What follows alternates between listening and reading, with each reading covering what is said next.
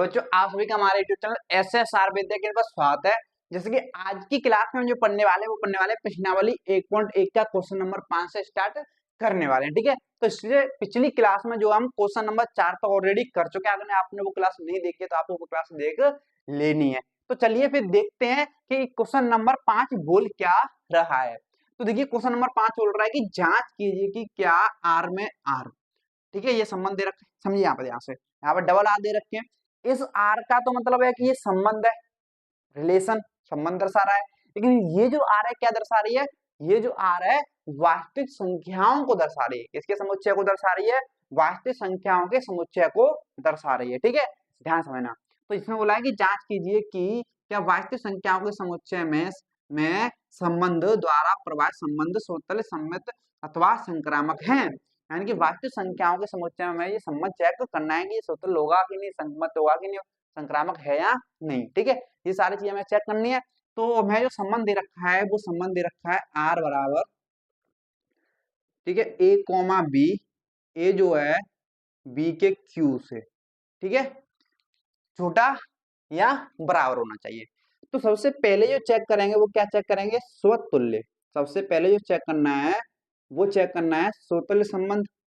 तो स्वतंत्र संबंध की अगर बारी आती है तो स्वतंत्र संबंध क्या बोलता है कि खुद का खुद से संबंध होना चाहिए, यानी कि ए का ए से संबंध होना चाहिए। अगर खुद का खुद से संबंध है, अगर खुद का खुद से संबंध है तो यहाँ पे बी की जगह पे भी ए है, तो यहाँ पे भी बी की जगह पे कौन आएगा? ए ही आएगा। यानी कि जो इसको लिखोगे तो खुद जो है खुद के क्यू से छोटा या बराबर होना चाहिए, कहने का मतलब ये है। ठीक है, तो यहाँ पे अगर आप कोई पूर्ण संख्या मानते हो तो आप परेशान हो सकते हो। क्यों? ये जो है प्रत्येक पूर्ण संख्याओं के लिए सत्य हो जाएगा, लेकिन है तो ये स्वतंत्र नहीं है। ध्यान समझना, इस क्वेश्चन में ये स्वतंत्र, संक्रामक या सम्मित तीनों ही नहीं है, लेकिन हमें ये क्या करना है? देखना है। ठीक है, अब देखो यहाँ पे तो कोई एक संख्या मान लेंगे तो ये प्रत्येक पूर्णांकों के लिए तो सत्य होगा, लेकिन भिन्नों के लिए ये गलत होगा। भिन्न तो एक वास्तविक संख्या इसलिए ले सकते हैं, भिन्नों के लिए ये गलत हो जाएगा। तो माना ए बराबर कोई भिन्न मान लो, जैसे मान ली 1/2, तो हमने ये भिन्न मान ली 1/2।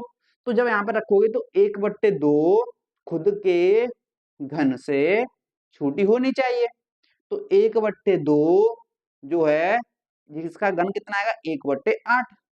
अब आप देखो, क्या 1/, जो है छोटी 1/8 से, आप बोले सर देखो तो ये 2 है, ये 8 है, लेकिन ऐसा नहीं है। यहाँ पे भिन्नों के मामले में कहानी बदल जाती है। क्यों भैया? अगर ऐसे होता खाली कि 2 और 8 होते ओनली, ठीक है, तो यहाँ पे 8 तो बड़ा हो जाता और 2 छोटा आ जाता, लेकिन यहाँ पे ये भिन्न है, और भिन्न का अर्थ होता है बंटवारा, यानी कि हिस्सा करना। तो भिन्न में क्या करते हैं? हिस्सा। जैसे मान लो ये एक रोटी को 2 लोगों में बांट रहे हो, यहाँ पे एक रोटी को 8 लोगों में बांट रहे हो, तो सबसे ज्यादा रोटी कहाँ पे आएगी? तो यहाँ पे कम लोग होंगे। तो यहाँ पे एक रोटी 2 लोगों में बांटी यार, एक रोटी 8 लोगों में बांटी यार। ये तो सिंपल सी बात है, कॉमन सेंस वाली बात है कि सबसे ज्यादा रोटी जो है इन लोगों के पास आएगी। 2 लोगों के पास बांटोगे तो ज्यादा हिस्सा आएगा, लेकिन यहाँ पे तो कम कम हिस्सा आएगा। तो बड़ा कौन हुआ? ज्यादा हिस्से वाला बड़ा होगा ना, 1/2 बड़ा हुआ। यानी कि यहाँ पे 1/2 बड़ा है, ना कि 1/2 छोटा है। तो ये हो रहा है गलत साबित। क्या हो रहा है? गलत साबित। ये बराबर नहीं है, यानी कि ए का ए से संबंध ही नहीं है।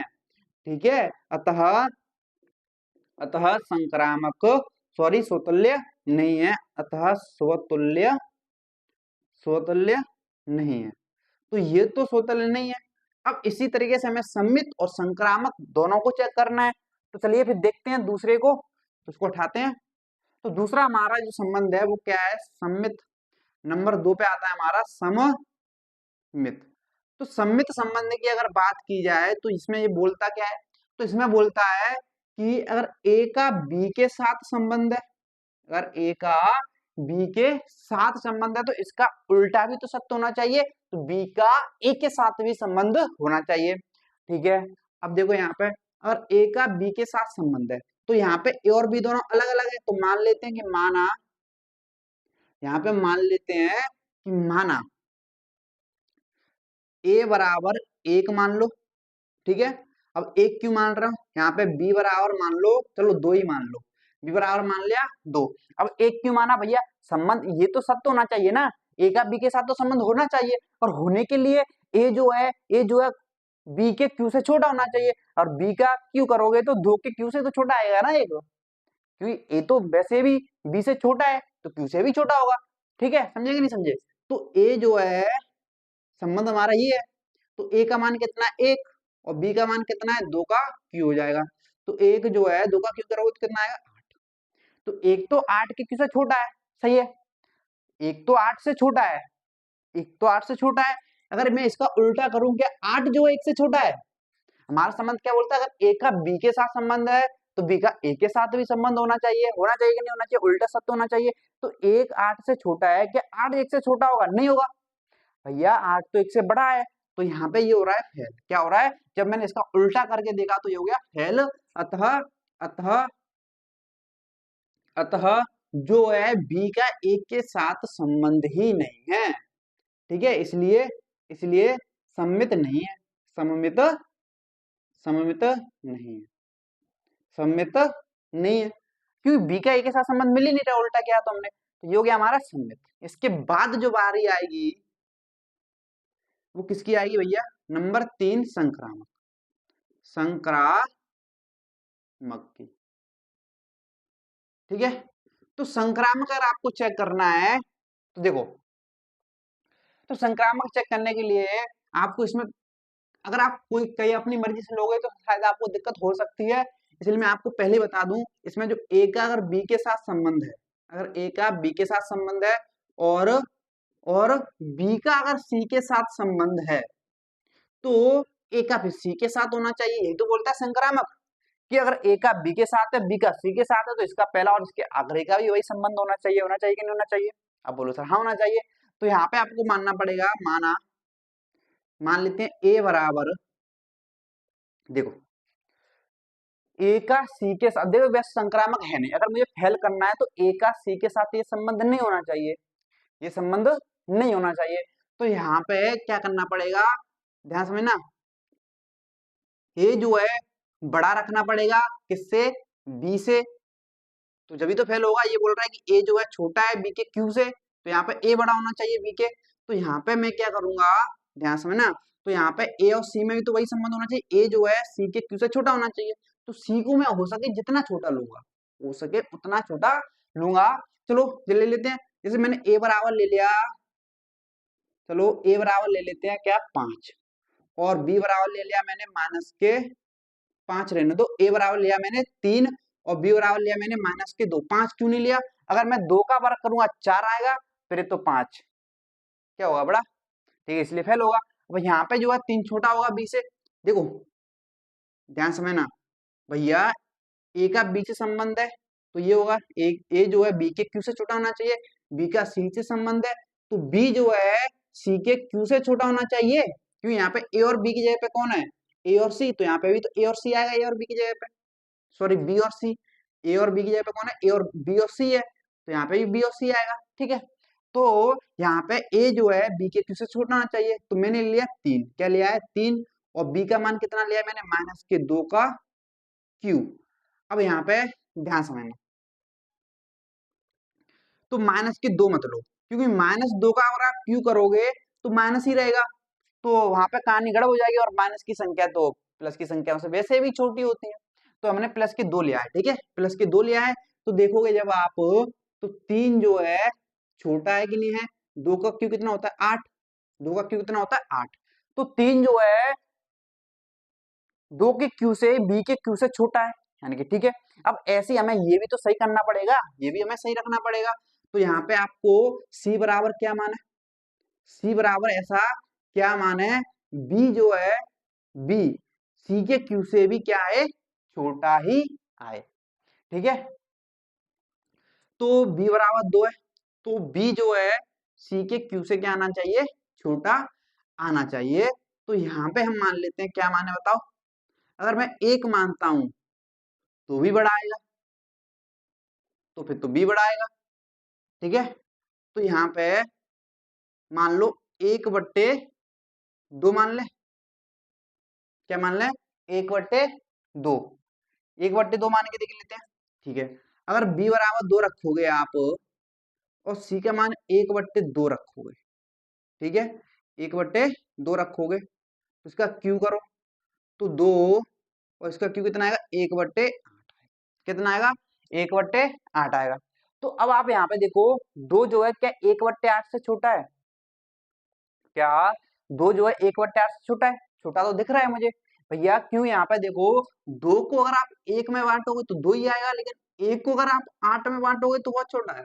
तो यहाँ पे क्या हो रहा है, यहाँ पे तो ये बड़ा हो रहा है, ये 2 बड़ा हो रहा है ना, लेकिन यहाँ पे 2 तो छोटा होना ही चाहिए, यानी कि सी के लिए तो ये गलत हो गया। सी के लिए क्या हो गया, ये गलत हो गया। तो यानी कि इन नंबर्स का सेट नहीं बैठ रहा है, इन नंबर्स का मामला सेट नहीं बैठ रहा है, इसलिए हम इन नंबर्स को फिर यहाँ पे सी नहीं ले सकते। सी यहाँ पे हमारा काम नहीं बन रहा है सी से, ठीक है, सी काम बिगाड़ रहा है, सी हमारा क्या कर रहा है, काम बिगाड़ रहा है। तो हमें दूसरी और संख्या हमें फिर देखनी पड़ेंगी। तो चलो ऐसा करते हैं, इनको कुछ और मान लेते हैं, जैसे मैंने मान लिया 10 और ये मान लिया मैंने 4, तो सी को मान लेते हैं फिर 2, ठीक है, 2 मान लेते हैं। तो अब आप में देखते हैं, ठीक है, तो ए जो है 10 है और बी कितना है 4 का क्यू, ठीक है, तो 10 और 4 का क्यू कितना होता है 64, कितना होता है 64 होता है। तो 10 जो है 64 के क्यू से छोटा है, लेकिन यहाँ पे जो बी है मेरा 4 है और सी जो है मेरा 2 है, इसका क्यू करोगे 4 जो है 2 के क्यू यानी कि 8 से छोटा है, यानी कि यहाँ पे ये दोनों तो हो गए सत्य। भैया ये दोनों तो पहले सत्य हो, जब तो आप तीसरे को चेक कर पाओगे, अगर ये सत्य नहीं हो पा रहे तीसरे पे क्या चलो जाओगे, ठीक है, यहाँ पे संख्याओं का सारा खेल है। तो ये तो सही हो गया दोनों, चलो मामला क्या ए का सी के साथ संबंध वही है, तो ये यहाँ पे कितना है 10 है, ए यहाँ पे कितना है 10 है, और सी कितना है भैया 8 का, ये वाला, क्या 10 जो है 8 के 8 से छोटा है?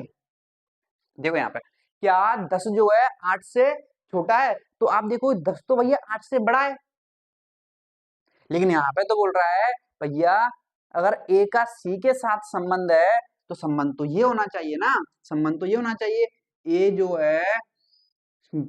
है सी के क्यू से छोटा होना चाहिए, लेकिन यहाँ पे ए जो है सी के क्यू से छोटा है ही नहीं, बड़ा है। आप देख सकते हो, देख पा रहे हो नहीं देख पा रहे हो, सी यानी कि 2 है, 2 का क्यू कितना होता है 8, ये कितना है 10, तो 10 जो है 8 के क्यू से छोटा नहीं आ रहा है, नहीं आ रहा ना, इसलिए यहाँ पे ये हो गया फेल। क्या हो गया, ये हो गया भैया फेल, क्या हो गया ये फेल हो गया। अतः अतः अतः ए कॉमा सी संबंधित ही नहीं है रिलेशन में, संबंध ही नहीं है रिलेशन में, तो ए का और सी का संबंध ही नहीं बैठ रहा है, इसलिए इसलिए संक्रामक भी नहीं है, इसलिए संक्रामक संक्रामक नहीं है, इसलिए संक्रामक नहीं है, ठीक है।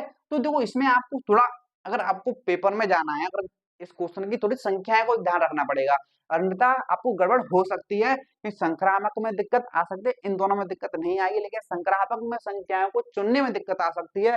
अभी हमने देखा था कि उसमें फेल हो रहा था हमारा, लेकिन जब हमने ये सारी तीनों संख्या ली तब इसमें सत्य हो गया, ठीक है, तो ये ध्यान रखना। तो ये बहुत सारे पे सत्य होगा, लेकिन किसी एक नंबर पर भी फेल करना है हमें बस, ठीक है। तो इस तरीके से क्वेश्चन को हल करना पड़ेगा, थोड़ा अच्छा क्वेश्चन है, टाइम लिया मैंने, आराम आराम से किया, क्योंकि ये क्वेश्चन मुझे समझाना था ना कि आपको रटना था, ठीक है।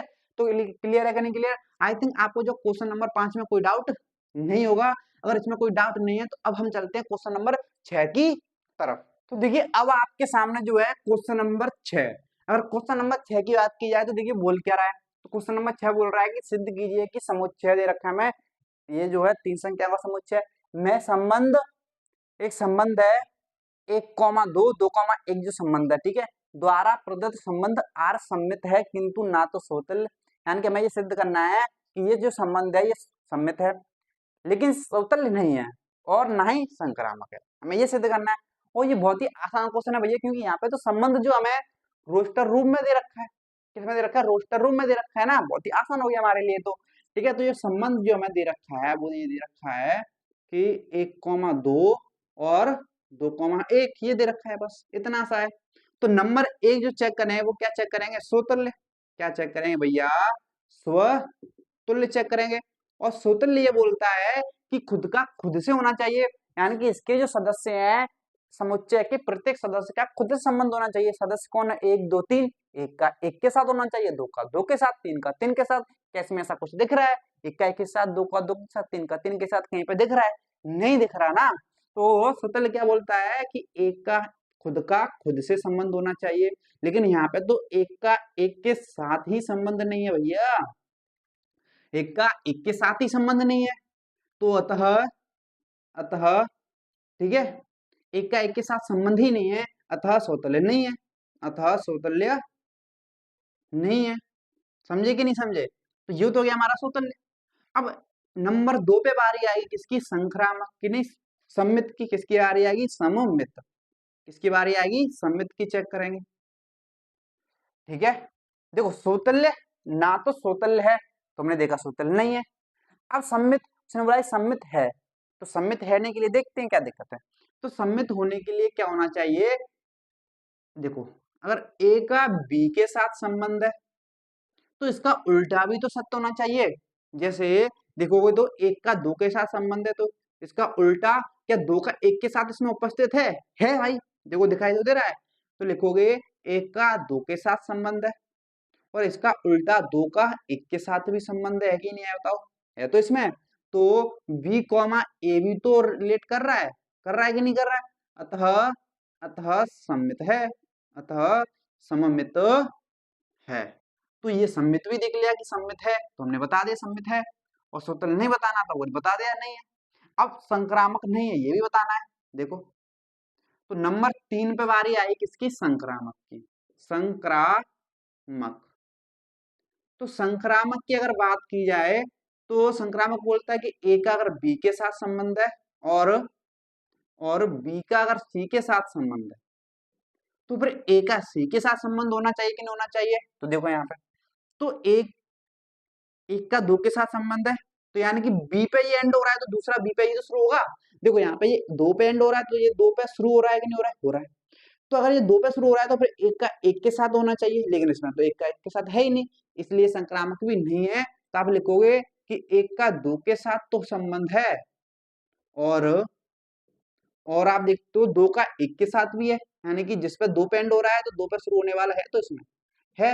लेकिन एक का एक के साथ इसका पहला और इसका आखिरी है ना, लेकिन लेकिन लेकिन एक का एक के साथ तो संबंध है ही नहीं, एक का एक के साथ तो संबंध है ही नहीं, ठीक है। एक का एक के साथ संबंध है ही नहीं, यानी कि ए कॉमा सी तो बिलोंग ही नहीं कर रहा आर से, बिलोंग ही नहीं कर रहा आर से। अतः अतः संक्रामक नहीं है, अतः संक्रामक नहीं है, अतः संक्रामक नहीं है। तो हमें यही तो साबित करना था, तो इससे आसान क्वेश्चन तो कोई है ही भी नहीं। समझे कि नहीं समझे? ठीक है, तो ये हो गया हमारा क्वेश्चन नंबर 6। ठीक है, तो देखिए आज की क्लास को हम यहीं पर रखेंगे क्योंकि थोड़ा मुझे लग रहा है मार्क थोड़ा हल्का चल रहा है, फिर क्लियर दिखाई नहीं देगा आपको। तो क्योंकि क्वेश्चन नंबर 14 ने मैं भी आधी सी क्लास 15 मिनट का एक्सप्लेनेशन हो गया था क्वेश्चन नंबर 5 में, ठीक है, तो काफी टाइम उसने ले लिया। तो आज की क्लास को यहीं पर रखेंगे, तो क्वेश्चन नंबर 6 से आगे करेंगे अगली क्लास में। अगर आपको आज की क्लास समझ आई है तो प्लीज कमेंट करके बताना कैसी लगी, और लाइक कर देना और अपने दोस्तों के साथ भी शेयर कर देना, और चैनल पर नए तो चैनल को सब्सक्राइब भी कर लेना। चलिए मिलते हैं अगली क्लास में, आज के लिए इतना ही, धन्यवाद।